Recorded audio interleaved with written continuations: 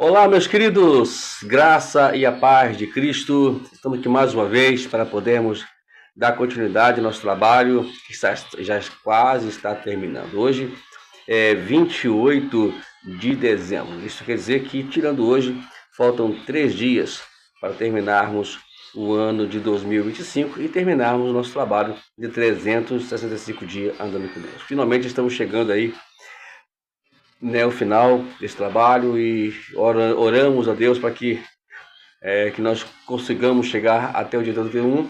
E ano que vem estamos aí para poder falar sobre esse livro aqui, né, o livro de Jó, né, integridade, né, apesar de tudo, tá aqui, tá? Isso, vou descer direitinho. Caso você queira o livro, é só comprar ele, né? Se você quiser, a gente, como comprar, a gente vê com o meu amigo Guinaldo e ver se ele consegue adquirir esse livro aí, ok? Vamos ao nosso tema de hoje? O tema de hoje é muito importante, é um profeta e seu Deus. O texto está no livro de Amós, capítulo 1, verso 1 e 2, aí depois o capítulo 2, verso 4 e versículo 8, e o capítulo 5, no verso 4, ok? Diz assim a nossa história. Amós é um dos personagens bíblicos mais fascinantes, situado no canto negligenciado dos profetas menores. Isto é, não é porque ele é menor, é porque os escritos são menores, ok? Por isso que eles são chamados, tanto ele como outros, né, são 12, então ele mais 11, são ditos como profetas menores. Eu tenho tido dificuldades com o profeta, em parte porque o meu filho uma vez teve um macaco empalhado chamado Amós. Minha principal dificuldade, porém, é o fato de que Amós faz jus ao seu chamado de profeta. A palavra profeta invoca imagens e associações estranhas, olhos penetrantes, voz zangada, palavras esquisitas. Eles não pediram permissão para falar. Não tentaram convencer os outros de que conheciam o assunto sobre o qual falaram. O estudioso da Bíblia, Walter, diz que os profetas eram os porta-vozes de Deus sem credenciais. O verdadeiro profeta era apenas um mensageiro.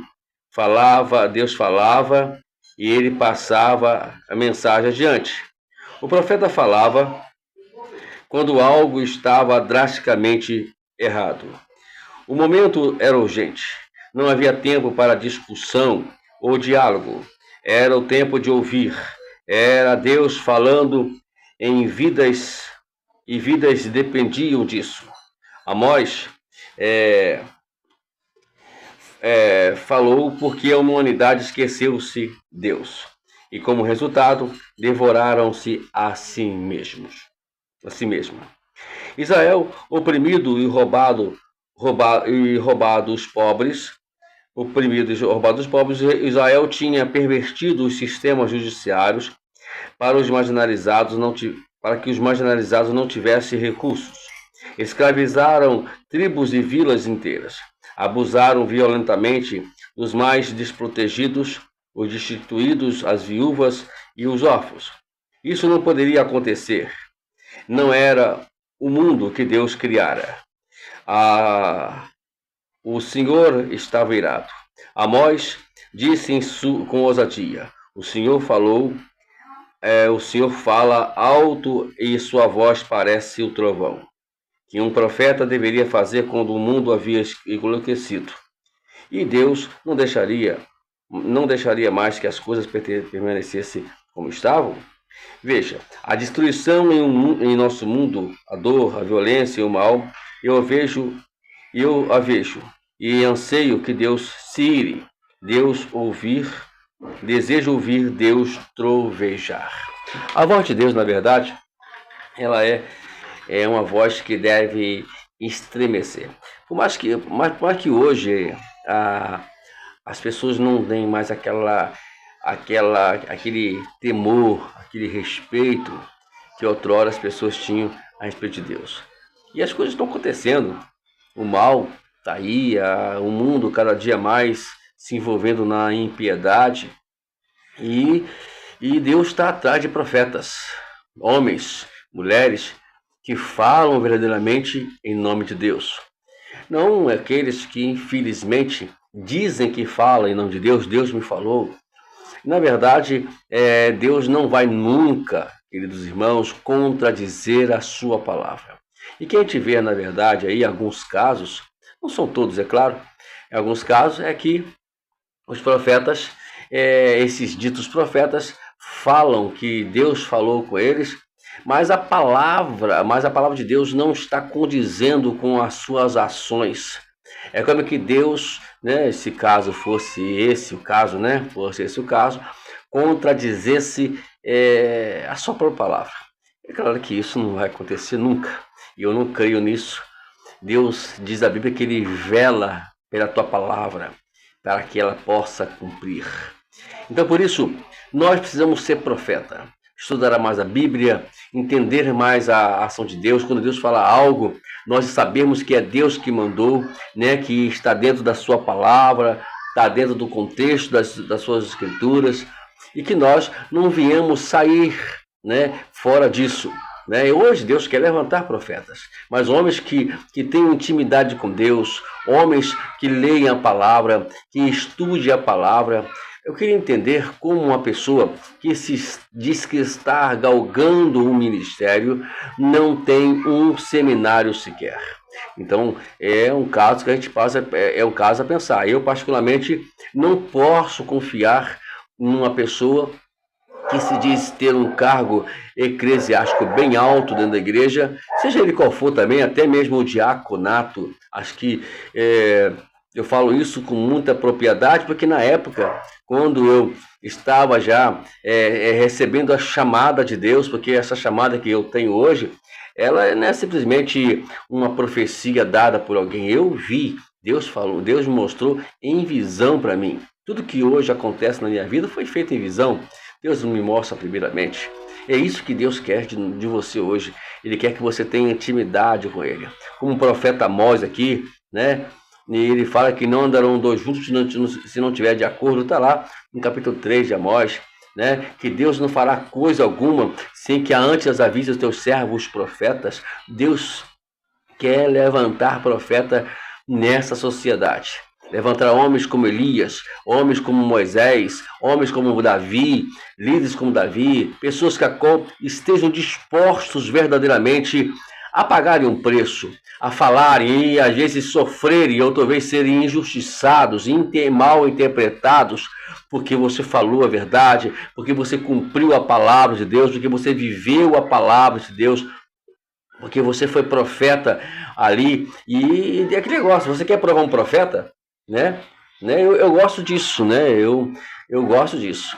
Quer provar um profeta? Você vai ver o que vai acontecer. Então, eu particularmente, quando Deus fala, Ele cumpre. E Ele quer fazer isso na tua vida. Então, é necessário que a gente tome uma medida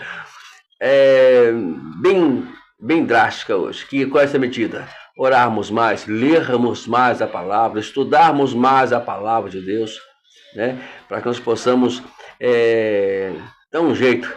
Primeiramente em nós mesmos, na nossa família, depois na igreja e depois na sociedade. Não adianta ir diretamente falar com o povo se você não tem ainda, se você ainda não arrumou a sua casa ainda.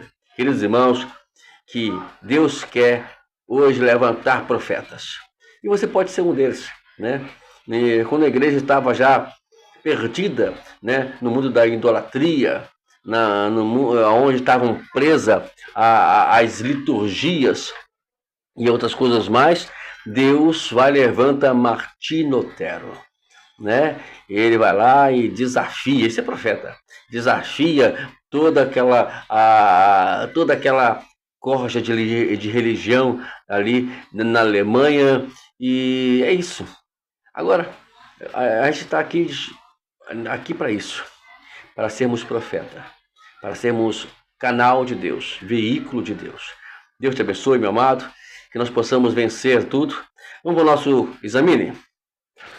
Leia qualquer trecho dos primeiros capítulos de Amós. Procure a justa ira de Deus. Com que ele estava irado? Com que Deus se ira? Deus está irado hoje, né? Se a gente vê aí pelas ações, pelas coisas que estão acontecendo, Deus está irado. Mas as pessoas ainda não perceberam isso, até mesmo a igreja, até mesmo o povo de Deus ainda não perceberam que Deus está extremamente irado com toda essa bagunça religiosa que criaram aí, né, de idolatria para cá, idolatria para cá. Passamos agora mesmo para o Natal, aonde, infelizmente, acabam se envolvendo com idolatria, né? E a gente não bate muito palma para isso, não bate palma para isso não, e nem se inclina a isso, né? Eu particularmente, né, eu fico quieto e se for preciso me perguntarem e se for preciso nós falarmos, nós vamos falar. Não tem medo não. Eu só me calo porque Deus me cala, né? Então, Deus está irado, com certeza. Aí você vê aí, olha só os telejornais, você vai ver como é que está a situação do mundo. Amós, capítulo 8, verso 11 a 15. Qual é a esperança final de Deus para o seu povo e seu mundo? Qual é a esperança de Deus? Leia lá capítulo 8, verso 11 a 15. Qual é a esperança que podemos trazer para este mundo? É necessário que a gente também atente para isso. Vamos terminar agora com o nosso considere. Em nosso mundo, onde você vê injustiças que acreditam merecerem a ira de Deus. O mundo está cheio de motivos para Deus irar. Mas nós podemos mudar esse quadro. Podemos mudar esse quadro. As justiças estão aí, né, feita em todas as áreas deste mundo, todos os sistemas deste mundo. Então, a gente tem que mudar isso. Como muda isso? Nos posicionando como profeta de Deus. Vamos terminar. De que maneira o tipo da ira do Senhor reorienta a nossa própria ira? A Bíblia diz que nós podemos irar, só não podemos pecar. Deus também se ira, mas também não peca. Nossa ira tem que ser indignação. É nós não aceitarmos, como diz Paulo em Romanos capítulo 12, versículo 2, não nos conformarmos com este mundo. Simplesmente isso, não nos conformarmos com este mundo. Meus queridos irmãos, que tenham um domingo abençoado, né? Tenham um domingo abençoado, né? Que Deus dê graça, força a cada dia, que Deus te dê sabedoria, né? Falta aí apenas 3 dias para terminarmos o ano de 2025 e que vamos fazer reflexões. No dia 31 para o dia 1º, simplesmente reflita sobre Deus. Reflita o que você pode fazer para o ano de 2025. Eu já estou projetando tudo já, em ler mais livros, trazer mais conteúdos aqui para o canal, né? Seja no que já vamos trazer já na integridade, apesar de tudo. Vamos trazer outros conteúdos, vamos trazer algumas reflexões, tudo para o canal aqui, tá bom? Deus abençoe. Até amanhã, segunda-feira, né? Antivéspera, né? Bivéspera, ou sei lá como é que fala aí, do ano do final do ano, do final desse ano, tá bom? 29 amanhã, e esse 29, 30, 31, né? Então se fala antivéspera, né? Sei lá. Vamos com você aqui, Senhor. Deus abençoe e que a bondade e a misericórdia do Senhor nos acompanhem para onde quer que formos. Deus nos abençoe.